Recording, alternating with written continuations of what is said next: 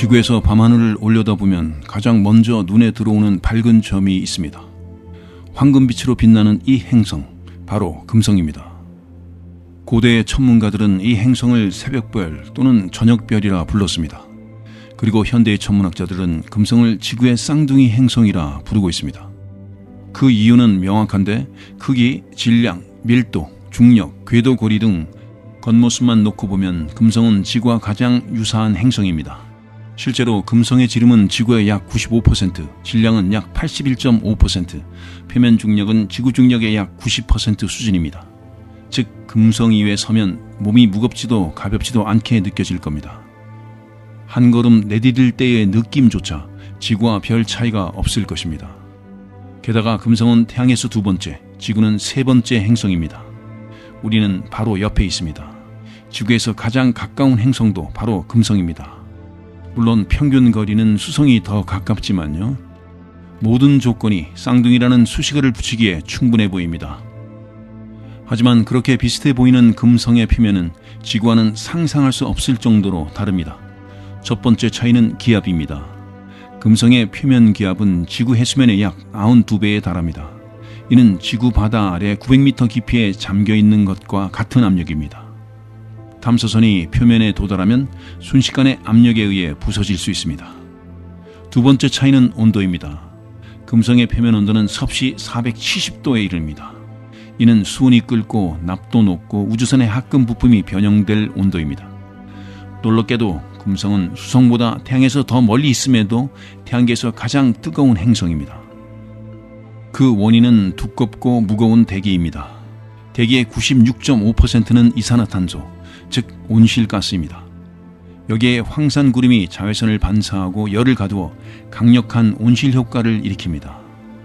지구에서도 이산화탄소는 기후변화의 핵심 요소입니다. 하지만 금성에서는 그 농도가 너무 높아 지표 전체를 오븐 속처럼 만들어버립니다.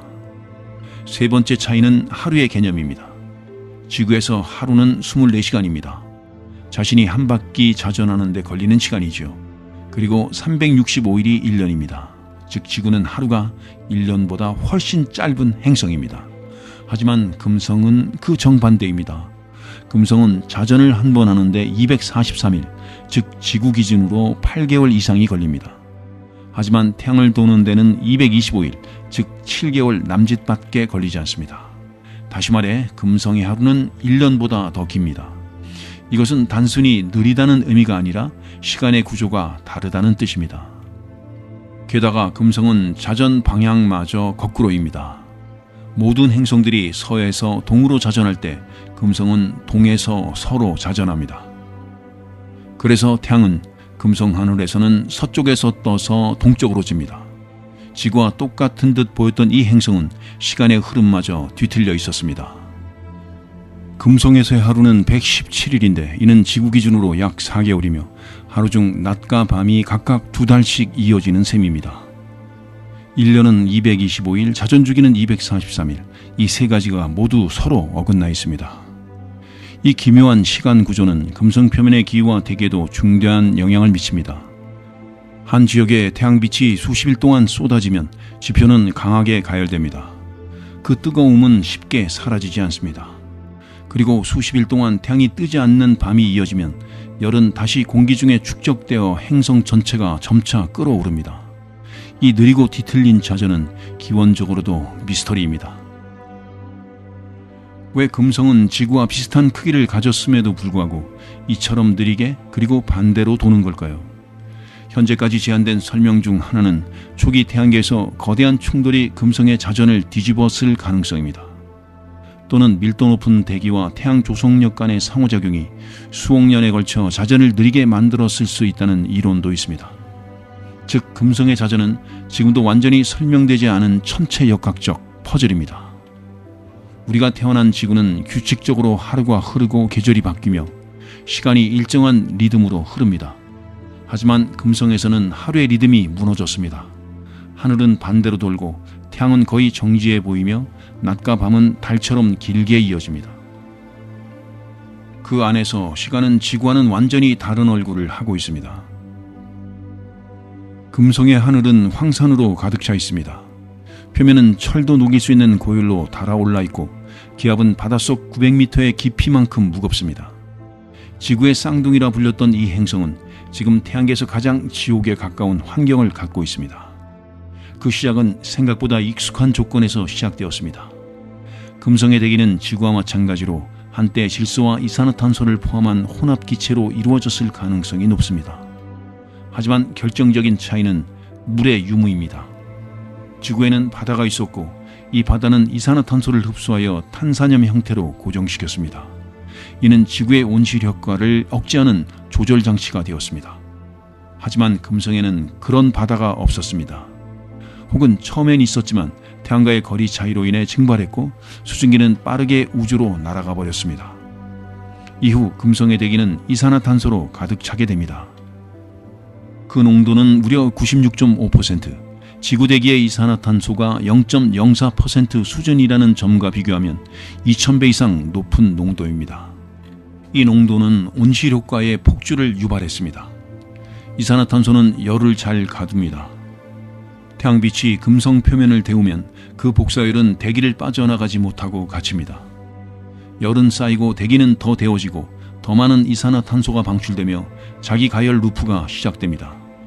결국 금성은 표면 온도 470도, 기압 92기압, 산소 없음, 물 없음, 생명 없음의 극한 조건 행성이 되었습니다. 대기의 또 다른 특징은 황산구름입니다. 금성의 상공에는 짙은 황산 안개가 두껍게 덮여 있습니다. 이 황산구름은 태양광의 약 75%를 반사하며 표면을 어둡고 흐릿하게 만듭니다. 그러나 아이러니하게도 구름 위에는 항상 밝은 태양이 존재합니다. 태양에서 가장 가까운 행성 중 하나임에도 금성 표면은 거의 영원한 황혼 상태입니다. 대기 안에서 바람은 빠르게 움직입니다. 표면의 자전은 느리지만 대기 상층은 초속 100m 이상으로 움직이며 금성을 한 바퀴 도는데 단 4일밖에 걸리지 않습니다. 이를 초회전이라고 부릅니다. 즉 금성은 표면은 거의 멈췄지만 대기는 광속처럼 돈다는 귀계한 이중속도의 세계입니다. 이러한 금성의 대기는 단지 한 행성의 특이한 환경을 넘어 지구의 미래를 비추는 경고가 되었습니다. 만약 지구가 온실 효과를 제어하지 못하고 탄소 순환이 무너진다면 지구는 결국 금성과 같은 조건으로 수렴할 수 있다는 과학자들의 시뮬레이션 결과도 존재합니다. 금성은 지구의 과거가 아니라 지구의 가능성입니다. 금성은 언제나 우리와 가까이 있었습니다. 하늘에서 가장 밝은 행성, 새벽과 저녁을 알리는 행성. 하지만 그 빛 뒤에 감춰진 행성의 실체는 우리가 접근하는 것조차 거부하는 철저한 침묵의 세계였습니다. 1960년대 우주 경쟁이 시작되던 시기, 지구에서 가장 가까운 행성 중 하나인 금성은 미국과 소련 모두의 탐사 목표 1순위였습니다. 하지만 곧 그들은 깨닫게 됩니다. 금성은 쉽게 손에 넣을 수 있는 목표가 아니었다는 것을 말입니다. 1962년 미국은 마리너 2호를 발사합니다. 이는 인류 역사상 처음으로 다른 행성을 성공적으로 근접 비행한 탐사선이었습니다. 마리너 2호는 금성의 온도를 측정하여 그곳이 섭씨 400도 이상의 고온이라는 사실을 처음으로 입증했습니다. 하지만 거기까지였습니다. 금성의 표면은 여전히 베일에 가려졌고 미국은 이후 수차례 시도했지만 금성 착륙에는 실패했습니다. 금성 탐사의 주도권은 곧 소련의 손으로 넘어갑니다. 1967년부터 소련은 베네라 시리즈라는 이름으로 무려 20회 이상의 금성 탐사 임무를 실행합니다. 베네라 7호는 1970년 인류 최초로 금성 표면에 착륙하여 20분간 데이터 전송에 성공하였습니다. 그리고 1975년 베네라 9호는 인류 최초로 금성 표면 사진 촬영에 성공했습니다. 이후 13호, 14호에서는 표면 화학 분석, 압력 측정, 풍속 계산까지 수행하며 금성 표면의 정밀한 정보를 수집했습니다. 금성의 470도 고온과 92기압의 압력, 그리고 황산비와 부식성 대기, 이 모든 것은 탐사선을 몇 분 안에 파괴하는 조건이었습니다. 예를 들어 베네라 13호는 착륙 후 단 127분 만에 파손되었습니다. 그 2시간이 전 인류가 금성에서 얻은 가장 긴 생존 기록이었습니다. 이후 수십 년 동안 금성 표면 탐사는 정체기에 들어갑니다. 고온 고압의 지옥을 뚫기 위해서는 기술이 진화해야 했기 때문입니다. 마침내 2010년 일본은 아카츠키 탐사선을 발사합니다. 하지만 궤도 진입에 실패하고 탐사선은 금성의 중력을 벗어나 태양 주위를 도는 궤도로 밀려나게 됩니다. 그러나 5년 후 2015년 일본 연구팀은 궤도 수정에 성공합니다.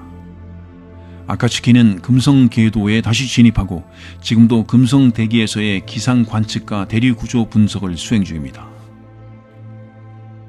또한 2020년대에 들어 나사는 다시 금성으로 시선을 돌립니다. 베리타스는 금성 지각과 화산 활동을 고해상도 레이더로 분석하고 다빈치는 금성 대기를 뚫고 낙하하며 화학 성분과 압력을 정밀 측정할 예정입니다. 이 탐사들은 지표 아래에서 과거 물의 흔적을 찾고 금성의 진화 과정을 역추적하는 것이 목표입니다.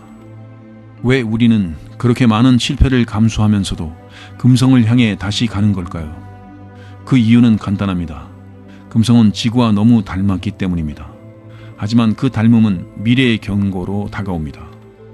금성은 우리가 이렇게 될 수도 있다는 우주 메시지를 고온과 고압의 침묵 속에 담아 계속 우리를 부르고 있습니다. 지금 금성은 470도의 열기 속에 황산 안개와 이산화탄소 대기로 뒤덮인 거대한 고압 오븐입니다. 그런데 과연 이런 곳에서도 인간이 거주할 수 있을까요? 놀랍게도 과학자들은 금성 표면이 아니라 금성의 하늘, 즉 대기 중 고도 약 50에서 60km 지점이 인간이 생존할 수 있는 가장 지구 같은 환경 중 하나라고 말하고 있습니다. 이 고도에서는 기온은 섭씨 약 20에서 30도, 압력은 지구의 해수면과 유사하고 그리고 황산구름이 대부분 자외선을 차단하는데 이러한 모든 조건이 인간 생존에 필요한 조건과 유사하다고 합니다. 그래서 등장한 개념이 있습니다. 바로 공중도시입니다. 기체보다 가벼운 소재로 만든 대형 비닐 구조물이 금성 대기 상층에 부유하며 거주 지역을 형성한다는 아이디어입니다. 실제로 나사는 HAVOC, High Altitude Venus Operation Concept라는 이름으로 이런 대기 거주 계획의 초기 연구를 진행한 적이 있습니다. 하지만 금성의 대기에도 위협은 존재합니다. 황산 안개에 의한 부식, 강한 대기 운동과 초회전, 산소와 물의 완전한 부재, 이 모든 문제는 기술적 해결과 생존 전략이 반드시 동반되어야 함을 의미합니다. 금성은 거주 가능 행성 후보가 아니라 극한 환경에 적응한 실험실이 되는 것입니다. 또 다른 접근은 테라포밍입니다. 즉 금성을 지구처럼 개조하는 것입니다. 이를 위해 제안된 방법으로는 인공광합성 탄소 고정 화학 반응으로 대기 중의 이산화탄소를 제거하고 대기권 상단에 반사막을 설치하여 대기 온도를 낮추며 해성 충돌을 유도하고 지하 저장소를 이용하여 물 공급 및 순환 구조를 형성한다는 것입니다.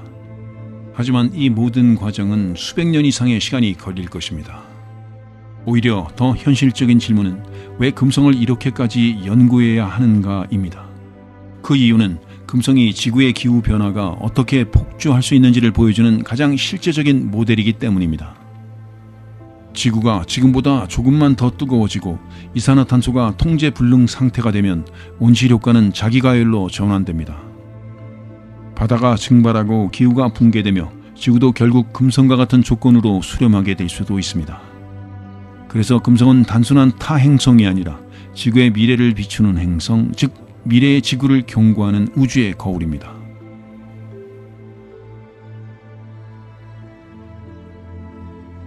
자, 금성에 대한 이야기는 여기까지 하고 지금부터는 주제를 확 바꾸어 알고리즘에 대해 알아보겠습니다.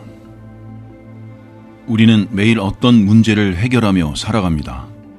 아침에 일어나 세수를 하고 커피를 타는 손길 속에서도 하나의 절차와 순서가 있습니다. 이때 사용되는 개념이 바로 알고리즘입니다. 알고리즘이란 어떤 문제를 해결하기 위한 일련의 명확한 절차나 규칙을 의미합니다. 즉, 이런 상황이 오면 이렇게 하라는 일종의 지침서입니다. 쉽게 말해서 알고리즘은 문제 해결을 위한 단계적 방법입니다. 예를 들어 라면 끓이는 법도 알고리즘입니다. 물을 끓인다, 스프를 넣는다, 면을 넣고 4분간 끓인다, 계란을 넣고 저은 뒤 불을 끈다. 이것은 간단하면서도 명확하게 정의된 순서와 규칙의 집합이며 누구든 이 순서를 따르면 동일한 결과에 도달할 수 있습니다. 알고리즘은 단순한 요리법에만 머물지 않습니다. 컴퓨터가 문제를 해결할 수 있도록 입력을 받아 처리하고 출력으로 내보내는 규칙 역시 모두 알고리즘입니다. 예를 들어 우리가 인터넷에 파리의 날씨라고 검색하면 그 뒤에는 수많은 알고리즘이 작동합니다. 키워드 분석, 사용자 위치 추정, 시간대 계산, 날씨 데이터베이스 탐색, 결과 정렬 및 출력. 이 모든 절차는 사람이 아니어도 컴퓨터가 문제를 자동으로 풀 수 있도록 짜여진 알고리즘 덕분에 가능해진 것입니다. 그렇다면 알고리즘과 프로그램은 어떻게 다를까요? 알고리즘은 문제를 푸는 방법 그 자체입니다. 프로그램은 그 알고리즘을 컴퓨터가 실행할 수 있도록 번역한 코드입니다. 즉, 라면 레시피가 알고리즘이라면 그 레시피를 읽고 실제로 라면을 끓이는 로봇의 행동이 프로그램입니다. 알고리즘은 본질이고 프로그램은 그 실행입니다. 알고리즘이 중요한 이유는 효율성과 반복 가능성에 있습니다.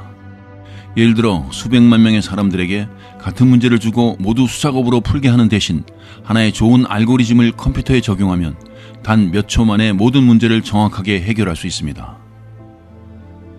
이것이 알고리즘이 검색 엔진, 내비게이션, 유튜브 추천, 온라인 쇼핑, 자동 번역, 심지어 스마트폰 배터리 절약 기능까지 우리 삶의 거의 모든 영역에 사용되는 이유입니다. 하지만 알고리즘은 컴퓨터에만 쓰이는 것이 아닙니다. 사람도 본능적으로 알고리즘을 사용합니다. 예를 들어 길을 잃었을 때 많은 사람이 오른쪽 벽만 계속 따라가면 결국 출구에 닿는다는 미로 탈출 알고리즘을 사용합니다. 이런 규칙은 비록 단순해 보여도 실제로 수천 년의 실험과 논리를 통해 축적된 것입니다. 또한 병원에서는 환자의 상태에 따라 이런 증상, 이런 검사, 이런 조치라는 의료 알고리즘이 존재하며 공장에서는 생산 공정마다 이 부품이 통과하면 다음 기계로 보내라는 제어 알고리즘이 작동합니다. 결국 알고리즘은 복잡한 문제를 작게 나누고 그 조각들을 차례로 해결해 나가는 지적 설계의 틀입니다. 우리가 익숙하게 쓰는 말, 순서대로 해, 규칙을 따르자, 효율적인 방법이 있어. 이 모든 말 뒤에는 사실상 알고리즘의 철학이 숨어 있습니다. 이제 우리는 알고리즘이 컴퓨터 과학뿐만 아니라 일상의 모든 지능적인 행동 속에 내재된 핵심 구조라는 것을 알게 되었습니다. 오늘날 우리는 알고리즘을 듣자마자 컴퓨터를 떠올립니다. 하지만 알고리즘은 컴퓨터보다 수천 년 더 오래된 개념입니다.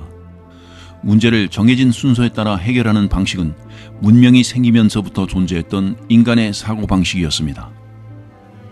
기록에 남아있는 가장 오래된 알고리즘 중 하나는 기원전 300년경 고대 그리스의 수학자 유클리드가 정리한 최대 공약수를 구하는 절차입니다. 예를 들어 두 수 48과 18의 최대 공약수를 찾기 위해 유클리드는 이렇게 했습니다. 큰 수 48을 작은 수 18로 나눈다. 즉 나머지는 12이다. 다시 18을 12로 나눈다. 그러면 나머지는 6이다. 다시 12를 6으로 나눈다. 나머지는 0이다. 나머지가 0이 되었을 때에 나눈 수 6이 최대 공약수입니다. 이것은 반복과 조건을 갖춘 완전한 알고리즘 구조입니다. 그리고 이 원리는 지금도 컴퓨터 안에서 빠르게 수학 문제를 푸는 기본 알고리즘으로 사용됩니다. 그로부터 약 1200년 후 9세기 페르시아, 즉 오늘날의 이란에서 중요한 인물이 등장합니다. 바로 무하메드 이븐 무사 알 카리즈미입니다. 그는 힌두 아라비아 숫자 체계와 연산 방법을 정리한 수학자였으며 이때부터 문제를 푸는 순서라는 개념에 알 콰리즈미의 이름에서 파생된 단어, 즉 알고리즘이라는 말이 생기게 됩니다. 즉 알고리즘이라는 말 자체는 사람 이름에서 나온 과학적 유산입니다. 이후 알고리즘은 중세 유럽의 수학 문제 풀이 과정, 중국의 주판 계산법, 이슬람 세계의 해시계 제작법 등 수학과 실용 기술을 통해 꾸준히 발전하게 됩니다. 하지만 알고리즘이 본격적으로 체계화된 것은 20세기 초 수학자들이 어떤 계산이 가능한가를 질문하면서부터입니다. 특히 영국의 수학자 앨런 튜링은 1930년대에 튜링 기계라는 개념을 제시합니다.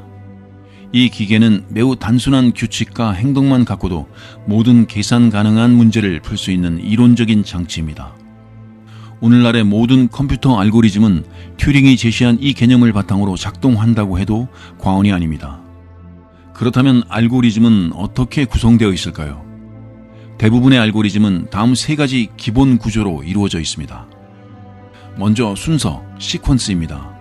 절차대로 한 줄씩 실행합니다. 예를 들면 물을 끓이고 면을 넣고 스프를 넣는다. 그 다음에는 조건, 셀렉션입니다.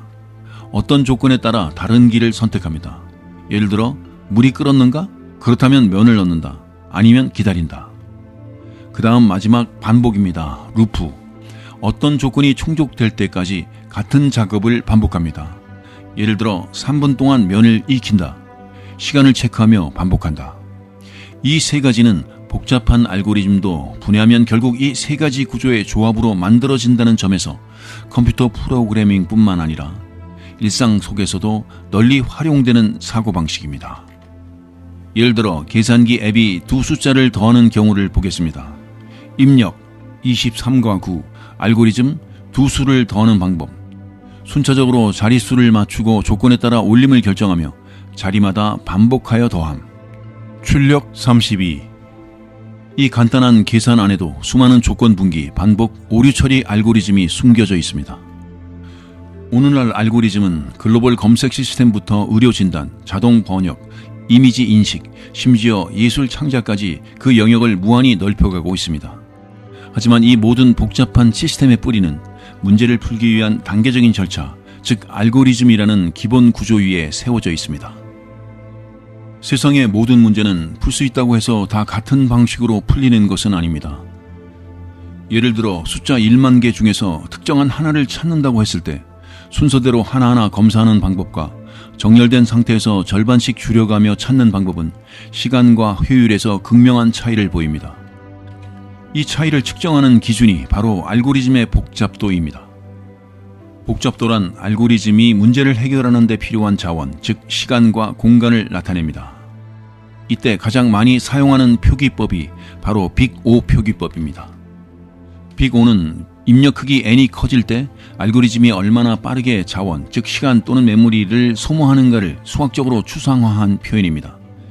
컴퓨터는 엄청난 양의 데이터를 정리하고 비교하며 마치 생각을 읽기라도 하듯 정확한 답을 화면에 띄웁니다. 하지만 이 모든 작업이 항상 똑같은 속도로 이루어지는 것은 아닙니다. 컴퓨터도 어떤 일을 처리할 때는 금방 끝나지만 또 어떤 일은 훨씬 더 많은 시간과 자원이 필요합니다. 바로 그 차이를 설명하기 위해 만들어진 것이 바로 빅 O 표기법입니다. 빅 O는 복잡한 알고리즘의 속도를 수학적으로 간단하게 나타낸 일종의 속도 척도입니다. 정확히는 입력의 양이 많아질수록 알고리즘이 얼마만큼 느려지는지를 보여주는 도구이죠. 하지만 수학 규호가 어렵다고 해서 이 개념 자체가 어려운 것은 아닙니다. 우리는 일상 속에서도 비슷한 경험을 자주 하게 됩니다. 예를 들어 친구 생일 선물을 고를 때 마음에 드는 것을 한 번에 고를 때도 있고 한참을 뒤적여도 결국 못 찾을 때도 있습니다. 컴퓨터도 마찬가지입니다. 무언가를 찾거나 정리할 때 그 방법에 따라 걸리는 시간은 크게 달라질 수 있습니다. 자, 이제 빅 O가 실제로 어떻게 쓰이는지 하나씩 살펴보겠습니다. 먼저 O, 가로 열고 1, 가로 닫고는 상수시간이라고 부릅니다. 이건 입력이 얼마나 많든 작업 시간이 늘어나지 않는 경우를 뜻합니다. 즉 늘 한 번에 끝나는 작업입니다. 예를 들어 책에서 세 번째 페이지를 찾는 일을 떠올려 봅시다. 책이 10쪽이든 1000쪽이든 만쪽이든 간에 세 번째 페이지를 펼치는 데 걸리는 시간은 늘 같습니다. 컴퓨터에서도 비슷한 일이 있습니다. 배열이라는 데이터 구조 안에서 세 번째 값을 꺼내는 작업이 바로 그런 예입니다. 이런 작업은 입력의 크기와 무관하게 언제나 일정한 시간에 처리되므로 가장 빠르고 예측 가능한 성능을 가진 알고리즘이라 할 수 있습니다. 다음은 O 가로 열고 N 가로 닫고 선행 시간입니다. 여기서 N은 입력의 개수를 뜻합니다. N이 커질수록, 즉 입력이 많아질수록 처리 시간도 그에 비례해서 늘어납니다. 예를 들어 친구 1000명 중에서 이름이 민수인 친구를 찾는다고 해봅시다. 이름 순으로 정렬이 되어 있지 않다면 맨 처음부터 하나씩 이름을 확인해 가야 하겠습니다. 이때 민수라는 이름이 앞에 있건 뒤에 있건 끝까지 다 봐야 합니다. 이런 작업은 데이터가 많을수록 시간이 계속 늘어나기 때문에 성능이 점점 느려질 수밖에 없습니다. 그 다음은 조금 더 똑똑한 방법, O 가로 열고 로그 N 가로 닫고 로그 시간입니다. 이 방식은 데이터를 일일이 다 보지 않습니다. 대신 반씩 잘라가며 찾아가는 전략을 씁니다. 예를 들어 1부터 1000까지 정렬된 숫자 카드가 있다고 해봅시다. 이 중에서 어떤 숫자를 찾으려면 맨 처음이 아니라 가운데부터 확인합니다. 그 숫자가 크다면 오른쪽 절반으로, 작다면 왼쪽 절반으로 이동합니다. 그렇게 절반 또 절반씩 줄여가다 보면 금세 원하는 값을 찾을 수 있습니다. 이진 탐색이라는 알고리즘이 바로 이런 방식이고 그 시간 복잡도는 O 가로 열고 로그 n 가로 닫고입니다. 놀랍게도 입력이 1000만 개가 있어도 찾는 데 필요한 비교 횟수는 고작 24번 정도면 충분합니다. 이것이 바로 로그 시간의 강력함입니다. 전체 데이터를 전부 다루지 않아도 빠르고 효율적으로 목표를 찾아갈 수 있는 방식입니다. 이제 마지막으로 소개할 것은 O 가로 열고 n 제곱 가로 닫고 2차 시간입니다. 이 경우는 입력이 늘어날수록 작업 횟수가 단순히 2배, 3배가 아니라 제곱으로 늘어납니다. 입력이 10이면 100번, 100이면 10,000번, 1000이면 100만 번이 되는 시기입니다. 예를 들어 반 친구들 전원이 서로 한 번씩 가위바위보를 한다고 생각해 보겠습니다. 10명이면 10 곱하기 10, 100명이면 100 곱하기 100입니다. 컴퓨터에서는 이런 구조가 버블 정렬 같은 정렬 알고리즘에서 자주 나타납니다. 리스트 안의 모든 데이터를 서로 비교하며 정렬하는 방식이기 때문입니다. 2차 시간 알고리즘은 입력이 조금만 많아져도 급격하게 느려지는 단점이 있습니다. 그렇기 때문에 대량의 데이터를 다루는 경우에는 적절한 알고리즘을 선택하는 것이 매우 중요합니다. 그렇다면 실제로 이 복잡도의 차이는 어느 정도일까요? 입력이 1000개인 상황을 가정해 보겠습니다. ON이라면 1000번의 연산, O 로그 n이라면 약 10번, ON 제곱은 무려 100만 번입니다. 입력이 1000만 개라면 ON은 1000만 번, O 로그 n은 약 24번, ON 제곱은 1조 번이 됩니다. 이 정도 차이라면 어떤 알고리즘을 선택했는지에 따라 컴퓨터가 1초 만에 끝낼 수도 있고 1년이 걸릴 수도 있는 셈입니다. 비고 표기법은 우리가 만든 코드가 단순히 잘 작동하는가를 넘어서 얼마나 효율적으로 동작하는가를 측정하게 보여줍니다. 눈에 보이지 않는 이 수학적 언어는 현대의 모든 디지털 기술, 모든 검색 엔진, 모든 인공지능의 속을 들여다보는 현미경과도 같습니다. 보이지 않는 것을 보는 능력, 느린 것을 예측하는 눈, 그것이 바로 비고 표기법이 가진 힘입니다. 이처럼 알고리즘의 복잡도는 단순히 속도 문제가 아니라 현실 세계에서 문제를 풀 수 있느냐 없느냐를 가르는 경계가 됩니다. 그래서 좋은 알고리즘이란 무엇인가에 대한 질문은 빠르면서도 정확해야 하고 모든 입력에 대해 안정적으로 작동해야 하며 메모리를 지나치게 낭비하지 않아야 한다라고 답해야 합니다. 그런 알고리즘은 현실적인 시간 안에 문제를 해결할 수 있는 구조를 가지고 있습니다. 예를 들어 검색 알고리즘 중 이진 탐색은 O 로그 n의 복잡도로 매우 효율적입니다. 하지만 리스트가 정렬되어 있어야만 작동합니다. 정렬되지 않은 리스트에서는 사용할 수 없습니다. 이처럼 조건에 따라 알고리즘의 선택이 달라지며 때로는 여러 알고리즘을 조합하여 사용하는 하이브리드 방식도 필요합니다. 또한 복잡도는 이론적인 한계만을 이야기합니다. 현실에서는 프로세서의 구조, 캐시 사용 방법, 병렬 처리 가능성 같은 하드웨어 환경과 구현 방식도 중요하게 작용합니다. 그렇기 때문에 이론적으로는 빠른 알고리즘이 실제 구현에서는 느릴 수도 있고 단순한 알고리즘이 오히려 더 빠르게 작동할 수도 있습니다. 알고리즘의 복잡도를 이해한다는 것은 단순히 숫자를 줄이는 것이 아니라 자원을 효율적으로 활용하여 더 큰 문제를 더 빠르게 더 적은 계산으로 해결하는 지혜를 갖는다는 뜻입니다. 우리는 알고리즘을 직접 본 적은 없습니다. 하지만 그것은 매일 우리의 선택을 바꾸고 경로를 설계하고 사고방식을 유도합니다. 알고리즘은 눈에 보이지 않는 사회의 설계자가 되었습니다.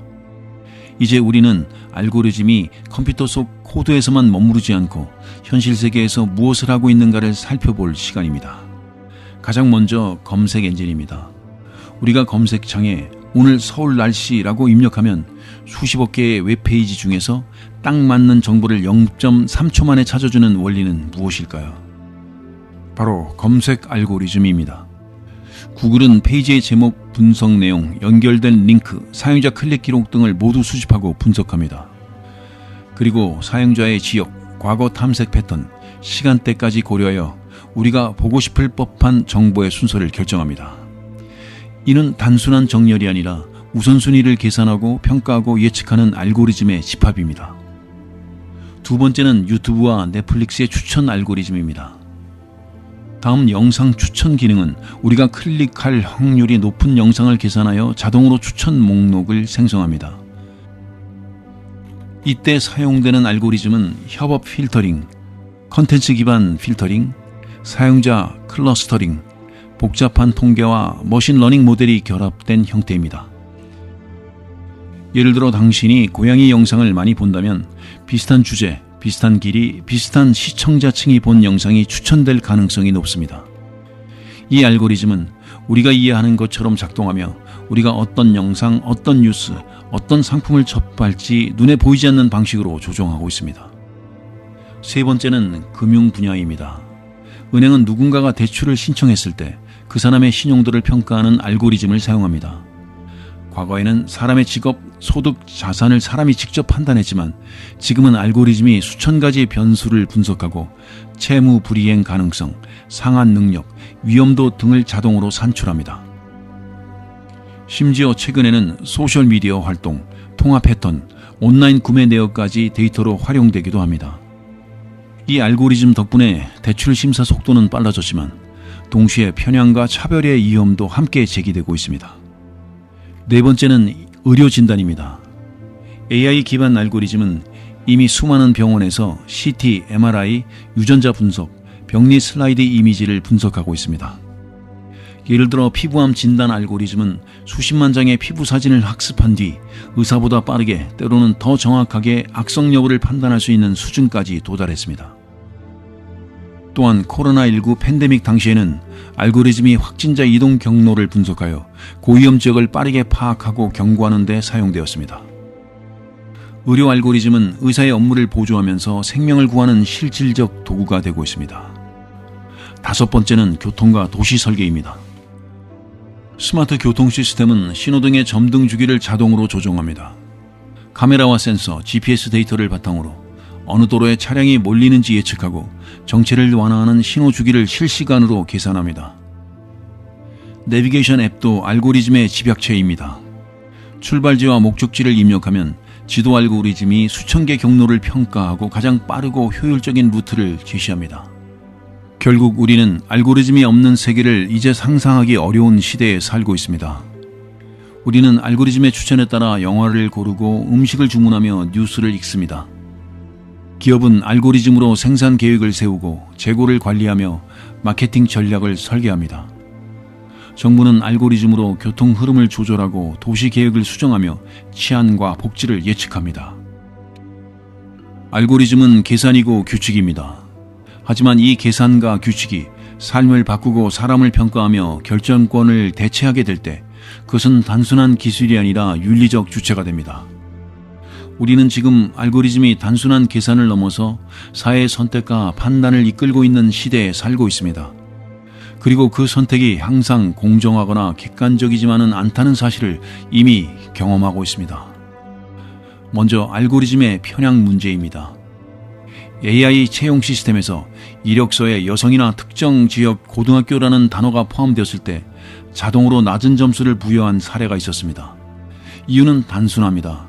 기계는 차별하지 않지만 과거의 데이터를 그대로 학습했기 때문입니다. 데이터가 이미 사회적 편견을 포함하고 있었다면 알고리즘은 그 편견을 수학적으로 정제하고 자동화한 채 반복합니다. 이것이 바로 데이터 편향이며 그 결과는 더 정확한 차별이 될 수 있습니다. 두 번째는 책임의 부재입니다. 어떤 사람에게 대출이 거절되었을 때 그 결정이 알고리즘에 의해 그렇게 나왔습니다라고 설명된다면 책임은 누가 지는 것일까요? 알고리즘을 선택한 프로그래머일까요? 모델을 적용한 기업일까요? 아니면 결과를 해석하지 못한 사용자일까요? 이처럼 의사결정의 책임이 분산되고 모호해지면 잘못된 판단이 내려져도 그 누구도 그 결과에 책임지지 않는 상황이 벌어질 수 있습니다. 세 번째는 투명성의 문제입니다. 많은 알고리즘은 블랙박스처럼 작동합니다. 입력과 출력은 알 수 있지만 그 사이 어떤 기준과 계산이 있었는지는 외부에서 알아낼 수 없습니다. 예를 들어 당신의 SNS 타임라인에 어떤 글이 먼저 보이는가, 왜 그 뉴스가 내게 추천되었는가? 대부분은 공개되지 않은 내부 알고리즘과 수천 가지 변수에 의해 이러한 것들이 결정됩니다. 우리는 그 과정에 개입하거나 검증할 수 없습니다. 이런 구조에서는 데이터가 이미 사회적 편견을 포함하고 있었다면 알고리즘은 그 편견을 수학적으로 정제하고 자동화한 채 반복합니다. 이것이 바로 데이터 편향이며 그 결과는 더 정확한 차별이 될 수 있습니다.